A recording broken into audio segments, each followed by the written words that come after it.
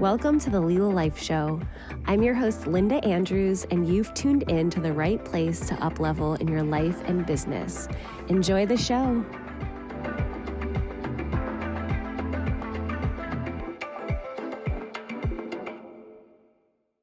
Welcome to the Lila Life Show. I'm your host, Linda Andrews, and we have a very special episode today. I say that every episode, but I am honored to have you here with me. And when we have guests, and my aim is that it is a special episode every episode. So if you listened last week, I introduced the Lila method and had mentioned I'm in the midst of writing a book on all of this. And I wanted to introduce Heal, Be, and Create in their own episode. So you have some anchor points. If you're doing this work on your own, things will start to shift and move for you. So today we're going to talk all about healing. And I want to start with a definition so we can all be on the same page. Just a simple Google search. The word of Germanic origin related to Dutch and German, heilen, also to whole. So it's saying to become sound or healthy again, of a person or treatment, the cause to become sound or healthy again. His concern is to heal sick people, to become sound or healthy again, to alleviate a person's distress or anguish, and then to correct or to put right. So take from those definitions, but some words sticking out is whole, right? Coming to wholeness, healthy. Those are the anchors that I'd like to stay with, to correct, even to put right. So how do we start healing? How can you go about healing? I think this word can feel somewhat ethereal and like unattainable. And part of that reason is I think there's some deep, heavy programming around wholeness and that being possible or not, right? And in a lot of different traditions, cultures, we're getting a lot of messages of you're broken, and for so many different reasons. And I'm going to kind of veer us away from that and just have this first question is, do you believe wholeness is possible for you today? And I say that because maybe there's ways for you to work through all of the programming and the, we'll just keep it at programs that have been kind of like put on you or you've adopted, and healing can help alleviate those. But we want to come into this present moment and ask do you believe wholeness is available to you? Or do you believe that it's possible for you to make right? Do you believe that you can become healthy again? Do you believe that you can alleviate your own distress? I'm starting there because if it's a no, this is going to be tricky. And if it's a no, because the programs are running so deep and so thick around like, no, it's not possible because, I recommend checking out EMDR. That's a special technique that can really, really dive into trauma and start to alleviate. Tapping, EFT, these are some different tools that you can use, whether with a professional or on your own, to support that. So we're going to get into some different tools, but I want to just start with that. Do you believe wholeness is available to you? So, if yes, great. If no, okay, great. Like there's work to do either way. And when we talk about healing, there is always a next layer. And so coming to this acceptance point of the destination, maybe you're already in the destination. You're maybe already in the destination of right now. And so, if that's the case, and there's always another layer, it then becomes this commitment to showing up as fully in your present moments as possible. And again, there's many, many different tools to support that as well. So we have belief that wholeness is available, and then like that there is no destination. The destination is the journey and you're in it. So then you're in the destination, and then one could even infer that like you're in wholeness. And so then everything outside of you being in wholeness and feeling in wholeness could be lies, could be growth opportunities, could be pieces to direct the healing energy. I've done a lot of things. I've tried a lot of things. And what I notice as it relates to healing is that it's easy to, it's like spiritual bypass, but let's say healing bypass. It's easy to like put your healing on someone else or not take ownership of your healing. Or, there's denial, certainly. Like, I don't have anything to heal. It's like, yeah, you might like this planet. There's a lot of things to heal, which would mean lead me to believe that every human has something to heal. And like, you're one of those people. So being curious about this conversation feels so important. You might be on, like, say, the front lines of climate change, but you will not do healing work with yourself. I'm not here to be judgmental, but you may have a much larger impact on the planet if you can snap into doing this internal work. Now, healing, being, creating, these three things are happening simultaneously. Maybe sometimes your efforts, energy, and attentions will go to one of those kind of actions: being, healing, creating, more than others at different times in your life. Maybe you need more support in one more than other, but these aren't mutually exclusive. And so this is so important too, because if you're the type to stop everything, and I've been this type where it's like, I'm so fucked up, I'm going to just heal everything and then start back in the world. I've come to know that, like, that's in itself like almost a form of escapism. Again, from my own inquiry, just something to be aware of. Oh, okay. Like, I don't want to show up in any part of my life until I'm like done enough healing so I can be perfect again. So I'm telling you about that because this is a common trap that people can experience and kind of like get lost in. So that's important. And this ownership piece of, we're not outsourcing our healing, right? So, oh, my massage therapist is the best healer. She's going to fix me. My energy worker is the best healer. My acupuncturist is the best healer. My doctor is the best healer. My meds are the best healer. Whatever. It's like, whatever your lane. I would encourage you to take ownership in that, as there can be powerful, supportive, amazing vehicles to help you get there and maybe even get there faster, but it's all coming from within you. And being really energetically noticing, sensitive to where that's happening. And is there a way that you can reclaim that responsibility and still work with that person? Or maybe it's time to not be working with that person. That's totally up to you. So for myself, healing in some ways came out of a necessity. It was like in my early 20s, I just couldn't deny sort of how fucked up some of my thinking was, and in my life. Like, it was like catching up to me. And I had really leaned heavy on food and fitness as like control. They were actually, if anything, more abusive to myself at times than healing or supportive or health supportive. So those vehicles to get me through healing in my, especially specifically in my early 20s, were like confusing avenues. But I do think for me, like, this whole conversation started from athletics, wanting to be a great athlete, being in performance, performing, to, okay, now I want my diet to also go along with this.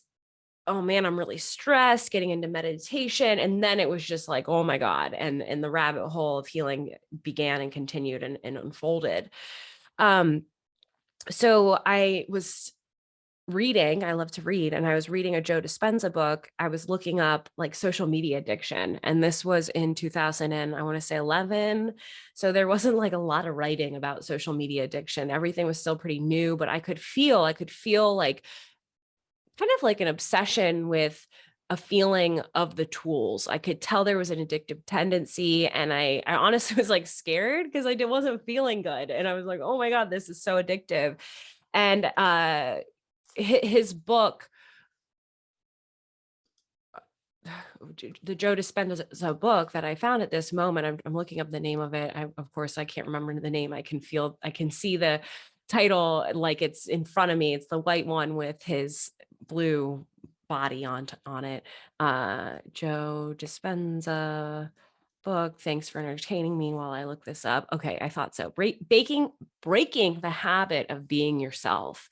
And this book cracked me open. I mean, this was like one of the beginnings of the crack opens. And, as much as there was little touches on the role of social media, there was a lot more about beliefs, neurology, the power of your mind, the psychology. It was like at a time in my life that I could be really receptive to this particular book. I actually thought it was better than his next book, Becoming Supernatural, but I probably could give that one a reread. Maybe it was just a consciousness thing within myself. So at this moment, I was really receptive to breaking the habit of being yourself. And this was the first introduction to like, hey, everything that you've been up to this moment can be different. And I think that's where I started to be introduced to personal responsibility, to taking ownership. And it was in a very subtle way that I didn't feel like I was like in more shame. So just want to mention that book. It feels really important. And as I went through so many different challenges, just so many, it was just this each next step. And I tell you the piece about ownership and not outsourcing your healing, because I spent a lot of money and then incurred a lot of like financial strain and stress, like searching for answers, other people with answers, but like it not going within. I think that there's an important note here where this can be in addition, and this can be supplemental to your belief system and framework. And so, even saying something like, do you believe you're whole? If you're raised in a particular religion, you may believe that you're broken and full of sin and that you can never be whole. You may feel like even like becoming supernatural, like that book is like sacrilegious, so those are some challenges to rub up against in my personal belief system and my faith. I've found ways to digest the content in complement to my belief system that it's always evolving, right? Me today from a decade ago, my relationship with self, with God, with faith, with source, with nature, like it continues to evolve. So I can only imagine that in a decade from now, it'll do the same. And having the courage to look at yourself, take that ownership and go forth.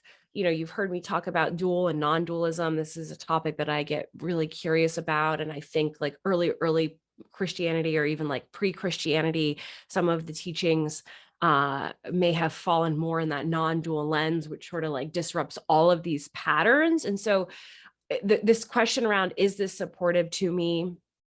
Is this supportive to me today with all of this, right? Is this empowering to me today? There's trauma in the world, period. And over time, and especially from childhood, this complex developmental trauma. This can store in your body, and it needs to be unblocked, unearthed, uncovered. There are many different tools and ways to do this. Movement, a big one, right? Moving your body, moving your physical system, breath work, right? Writing. I have a friend, she's been on the show, Write to Heal, flows, right? You're rewiring your brain by the action of writing. Different hemispheres are doing their thing. And so many other things to do that you can do on your own. And what I think is the biggest piece is this healing journey starts with this intimacy within yourself. Into me, I see. Being willing to consider that wholeness is a possibility, or health is a possibility, or whatever you desire, right? These words that I'm using are just placeholders for your words. And then taking these daily actions and being committed to it. There is another trap in this conversation, and it's usually in the form of guilt and shame. There are experiences that you've had in your past that could have led to guilt and shame that you experience in your present. My teaching tool, pencil's my teaching tool today. And this guilt and shame can be debilitating. It can be, and why is it debilitating? It's because of the ways it's impressed from these compounding complex developmental trauma moments that may not even seem related. And then there's the trigger, and then it deepens it, and makes it worse. In yoga, we call this samskaras. It's like the grooves. It's just deeper and deeper and deeper. Picture like a car going on one track on the road over and over and over. It deepens, it deepens, it deepens. The groove deepens and it deepens and it deepens. These brain waves deepen and deepen and deepen, and our brain patterns.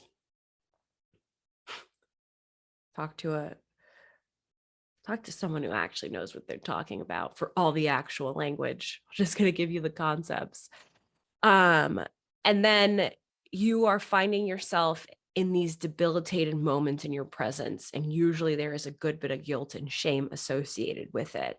And so this connects to the shadow work and this inner child work to be able to look at whatever those things are, to continue to feel safe because you're accepting yourself and whatever those things are. And then starts to be this invitation to deeper love with yourself. There's forgiveness, and these experiences of the past reframe or fade away, or you take the lessons. And it's just so beautiful. It is so, so beautiful. And so I would say that at the heart of all of these healing practices and the coming back to wholeness, or the re-remembering of your wholeness, is to remember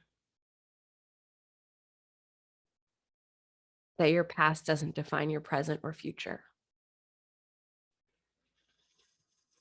And to accept this deep breath right now as this defining moment, and this defining moment, and this defining moment as each one comes, versus the weight and the guilt and the shame of the past pulling into your present, debilitating you from your future. So going into work with different practitioners, going into even a doctor, your checkups, and remembering, I am whole, I am worthy, I am deserving. And that may be that you also need support from different professionals and practitioners, but it is rooted within you.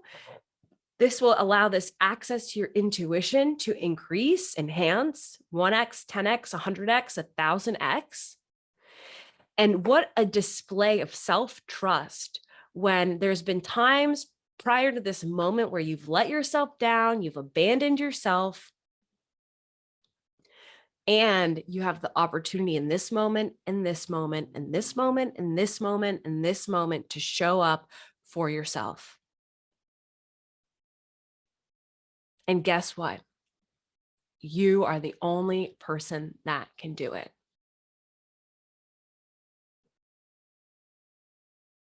So we've gone over a lot. Take what's yours. Take what's yours now, right? There may be something else for you later. And these three tools, like where do you begin? I like to anchor in the healing to the daily practice, morning or evening or whenever. A chance to breathe, a chance to be in meditation, a chance to maybe visualize, a chance to do some very somatic visualization, maybe even visualizing the health and the healing of certain body parts, or that wholeness radiating through you. We talked about writing, the journaling or the writing to be able to help with the neural pathways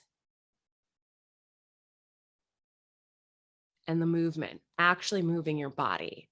So breath, meditation, writing, movement. Can you start to do that? And can you start to do that daily? And let's start low. Let's start with 5 seconds of each of those. That's my lowest ever. Or 1 minute or 5 minutes. Pick an amount of time that you can commit to those things, breathing, meditating, writing, moving, that you can commit to those 4 things for whatever amount of time and that you start doing it. And it's not like, oh, when, da, da, da, da, da, da. It's now. And embodiment is an important word. You'll hear me say that a lot. Literally like touching your body, feeling yourself, giving yourself a hug, left, right, inhale left, exhale right, while mentally repeating, I'm on a swivel chair, so I'm really doing it. You can repeat, I am, you could say, I am love, I love you. But using your breath to move some energy, using your movement to move some energy, using your writing to reprogram. And then in that practice of being alone with yourself, then translates into greater and greater awareness as you're out in the world with all the people you love, all the people that you don't even know, right? How you're navigating in the world. So start there. Those will be our consistent 4 as we're moving through heal, be, and create. The clients that I'm working with, I'm often reminding them of these practices and that they can be a non-negotiable if you choose. And that's just one more way to show up, to be in that trust muscle with yourself and be in that relationship. I mentioned EMDR, and I want to just mention, usually this is through a therapist. It's covered usually by insurance. If you have insurance, eye movement, desensitization, reprocessing. There's a way to use your eye movements to also help with that neural reprogramming, and then tapping, EFT. There's some great tapping videos. I'm not an expert, but I do use this from time to time. And so it would be tapping karate chop, my most informal teaching here, tapping karate chop, point, side of the hand, just tapping. And it's like, I feel so upset. I feel so sad. I feel so disappointed. I have so much shame. And it's like getting into that emotion. Before you start, you'll self measure. So it'd be like, I'm feeling shame at a level 10. And then you start. And so it's, even though above the eyebrow, even though I'm experiencing debilitating guilt and shame and sadness, and I can't let go of my past to my present, go to the side temple, I fully and completely love and accept myself. Under the eye, I fully and completely under nose, at chin, collarbone, under armpit, top of head, eyebrow, side, and you cycle through, and then you feel the energy shift within you. You feel that tension shift, and you can do that at any time. So EMDR is a lot more advanced. This is with a practitioner. And then you have this EFT that you can do at any moment. I'm all about the any moment because we often need these tools in any of our moments. But again, using the EMDR can be really powerful. The other thing I'll recommend that is specific to especially shadow work and inner child work, Lacey Phillips' program, To Be Magnetic. She has some great deep imaginings that will take you into your own subconscious. They can be a little bit of time, from like 20 to 40 minutes, but her membership has a lot of those different programs that you can do. And that's a tool that I'll use with myself from time to time. Some other tools, hypnosis, past life regression, those can be some pretty interesting tools. I have a theory around past life regression where, we could be living multiple lifetimes within this lifetime, meaning that literally your human changes every second. And so I don't know how many seconds I've lived up to this moment, but then I would have a lot of past lifetimes in theory. So if the language of past lifetimes feels really triggering, that's a way to maybe reframe or be curious, like, could this tool still be supportive to me? And if you're down with past lives, obviously that's very interesting in its own right. I got to take a group past life regression session with my brother up in New York with one of the founders at this amazing studio. It was really cool. And it was like the week prior, I had met someone that had also trained with his dad and had a session with her. It was all very serendipitous. And that's the thing that I think as you open this can of worms or go down this rabbit hole or start peeling back your layers, you will find lots of different things. Some will resonate, some won't. So be really mindful of your energy. And all of this is to connect you deeper with yourself, with your intuition. And I also have a theory that maybe that's God. And so like, if you can set the language aside and just like trust trust yourself, trust your energy, trust your beliefs, and not feel infringed upon, you may have access to these tools and techniques in a deeper way that could really actually help you if you are carrying around any religious programming that doesn't feel supportive. So I want, it's like, oh, that's so woo woo. I saw a Joe Dispenza video actually today that was like why woo woo works. And it's like, yeah, okay, it may be woo woo, right? And not everything's going to be for you. And that's really the key. It's like you could talk to your friends that are on a healing journey and everybody has like their 5 healers and whatever. Well, it's not going to matter for you. You're on an intimate journey with yourself, navigating and processing complex trauma over your lifetime. And what worked for Mary may not work for you. So I definitely say be curious, but have discernment and be mindful of your energy and what you need. Those same tips are going to help you with anything. Lastly, as you're healing and undoing old habits and patterns and belief systems, it can be messy. You may have boundaries that you need to have that you've never been able to have before. You may be asserting yourself in new ways that feel really uncomfortable.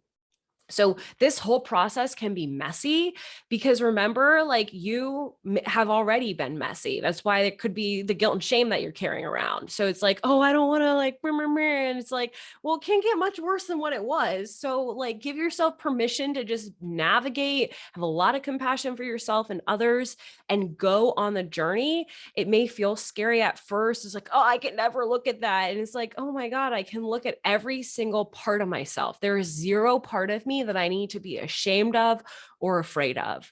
I'll leave with one last story. I mentioned I'm into writing my book. I'm, 7 days in and about almost, I think 20,000 words in, and I'm writing about my life. And there's these stories that I'm realizing like, oh my God, I had hung on to this shit for so long.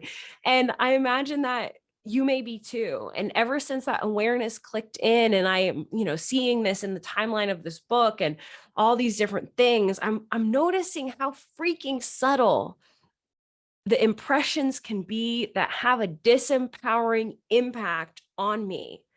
Like literally the littlest, weirdest thing that I picked up. And it's like, whoa, do I even like that? Is that even me?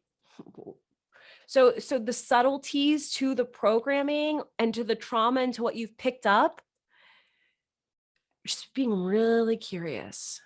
Really curious. Where did this come from? Is this mine now? Was this ever mine? Right? We learn a lot from the people that may have raised us or our environments.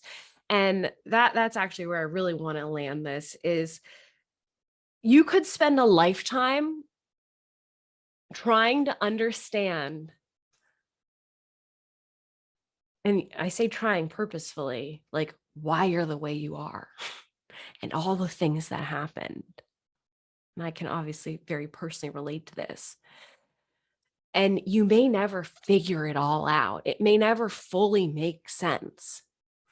And so if we know that, and we know there's no destination and there's just this now moment, that may help you really get in integrity with how you use your time, energy, and intention and have some personal responsibility of the role that you're letting the past play on your present.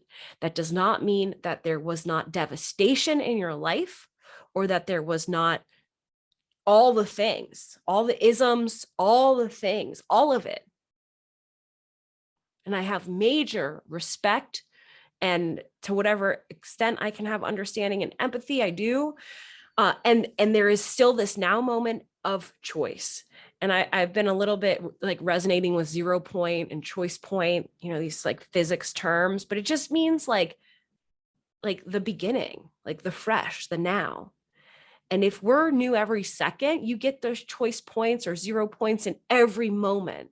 So can you check the baggage, get in integrity and in with yourself through intimacy and show up?